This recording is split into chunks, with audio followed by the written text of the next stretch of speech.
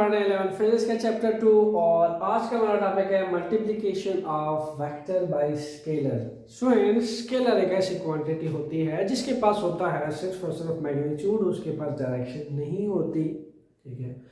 और जो वेक्टर होता है उसके पास मैग्नीट्यूड भी होता है, उसके पास डायरेक्शन भी होती है और उसको vector law graphically vector law of addition से ऐड भी किया जा सकता है। तो सवाल ये पैदा होता है कि अगर तुम किसी स्केलर को वेक्टर से मल्टीप्लाई कर दो तो वेक्टर पे क्या फर्क पड़ता है। देखो, बात यह है कि स्केलर के पास होता है मैग्नीट्यूड। ठीक है, क्या होता है जी? मैग्नीट्यूड। इसी तरीके से वेक्टर के पास भी होता है मैग्नीट्यूड।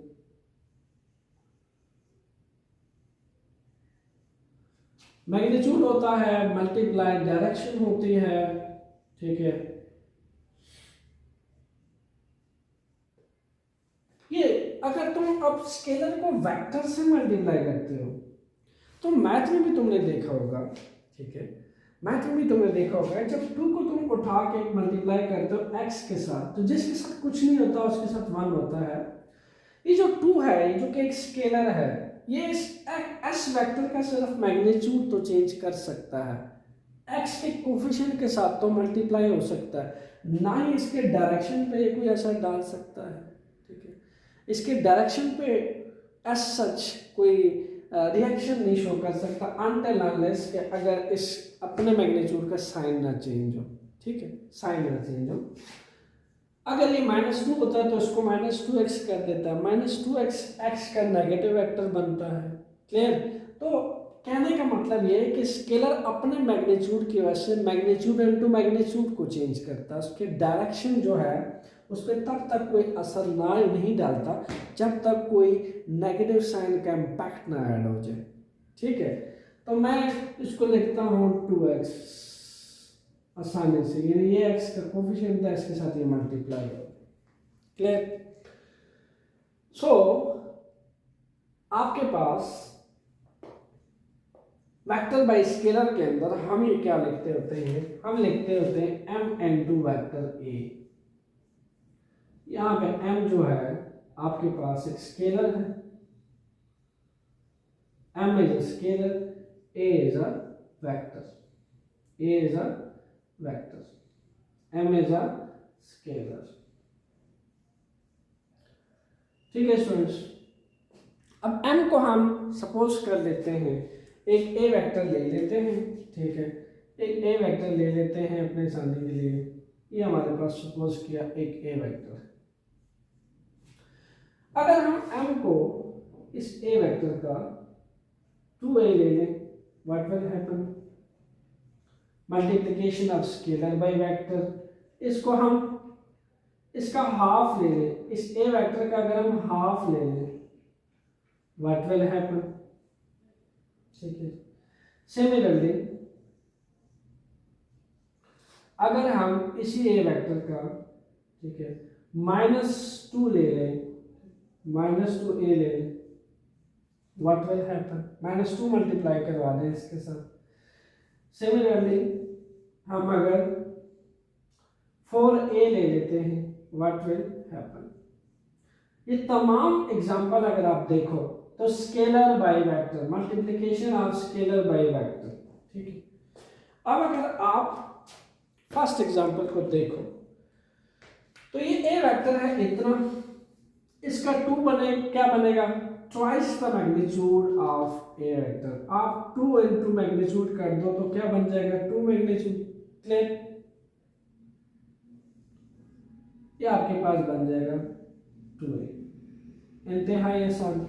मैग्नीट्यूड को मैग्नीट्यूड से मल्टीप्लाई करो तो multiplication of scalar by vector बनता है, मैग्नीट्यूड ट्वाइस हो जाएगा। ए वेक्टर अगर इतना था तो 2 मल्टीप्लाई करने से दुगना हो जाएगा उसका मैग्नीट्यूड। क्लियर? फिर कर लो हाफ। अगर ए वेक्टर इतना है तो इसका हाफ क्या बनेगा? एग्जैक्ट यहाँ पे, यानी आपके पास ये आ जाएगा ए हाफ 1/2 ए आ जाएगा। क्लियर? इसी हिसाब से -2a कर देने से व्हाट विल हैपन? -2a कर देने से what will happen? It will become -2a like that. इसी ए वेक्टर के ऑपोजिट डायरेक्शन, इसी ए वेक्टर के ऑपोजिट डायरेक्शन में 2 गुना ऑपोजिट चले जाएंगे हम। क्लियर?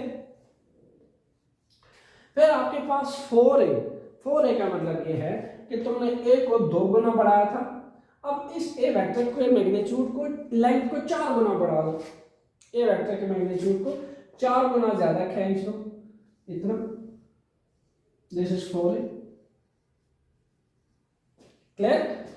तो ये होता है students multiplication of factor by scalar.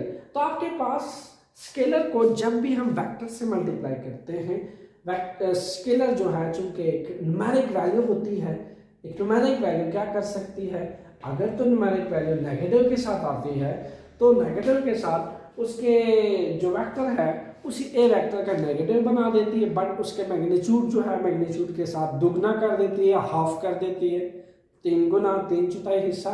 जिस हिसाब से स्केलर मल्टीप्लाई होता है वेक्टर के साथ उस हिसाब के असरात इन पे डालती है। ठीक है, तो ये एक सिंपल सा टॉपिक है कि ये बताना ये चाहता है कि जब आप स्केलर को स्केलर के साथ मल्टीप्लाई करते हो तो मैग्नीट्यूड से मल्टीप्लाई होता है।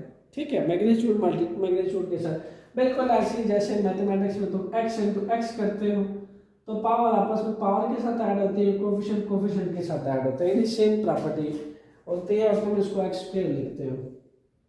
तो ऐसे जो न्यूमेरिक वैल्यू होती है स्केलर का मैग्नीट्यूड वेक्टर के मैग्नीट्यूड को दुगना कम हाफ ज़्यादा कर सकता है, उसकी लेंथ को चेंज कर सकता है, उसके मैग्नीट्यूड को चेंज कर सकता है और किसी नेगेटिव वैल्यू के साथ साथ उसके डायरेक्शंस को भी जो है वो नेगेटिव में लेके जा सकता है।